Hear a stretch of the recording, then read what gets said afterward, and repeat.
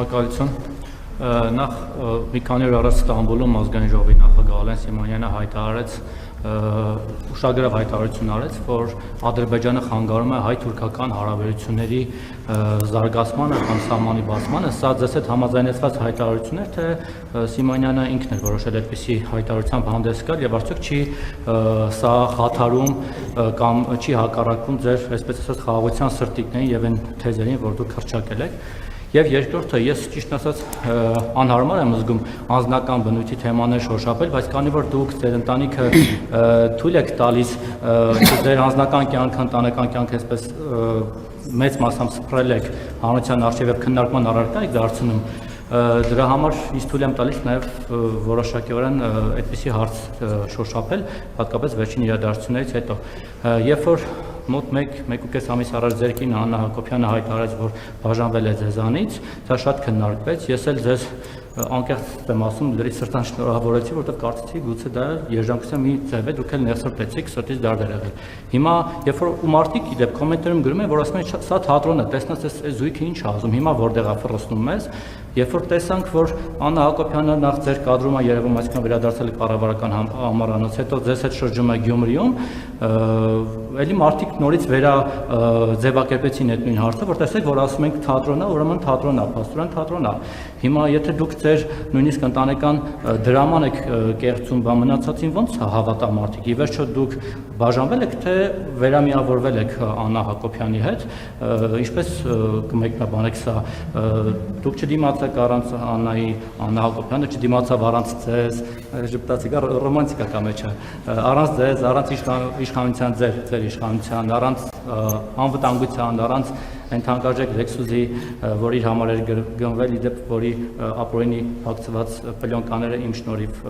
հանվեցին վրայից, ինչը լավ է։ Ինչը վերամիավորեց ձեզ, եթե միավորել եք։ Անկեղծ եմ ասում, ես միայն ուրախ եմ, որ բոլոր սիրող սրտերը միավորվեն, նույնիսկ իրար ատող այս ավարտում եմ ելույթս։ Նույնիսկ իրար ատող ընդդիմությունը թող միավորվի, օրինակ Միշիկենko Քոչարյանեք մեռան իրար մի սուտելով, թող միավորվեն մի քիչ իրանց մոտ ռոմանտիկա առաջանա, բայց նույնիսկ դուք ձեր ընտանեկան հարցն եք փաստորեն կեղծում եւ մարդկանց, չգիտեմ, խոցության մեջ դնում։ Հիմա միավորվել եք, թե չեք միավորվել։ Շնորհավոր եմ նորից միավորման կապակցությամբ, թե ինչ անեմ։ Կարող նույնիսկ աշխատասան տալ, կոնյակ բանբաներ կան։ Հայաստան-Թուրքիա հարաբերությունների վերաբերյալ ուշադիր հետևողները եւ Ադրբեջանի եւ Թուրքիայի հրապարակային հայտարարություններին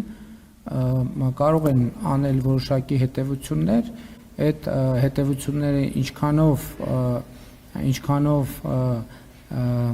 շատ ուղիղ կձևակերպեն, ինչքանով դիվանագիտական ճանապարհներով կձևակերպեն, դա արդեն երկրորդ խնդիրն է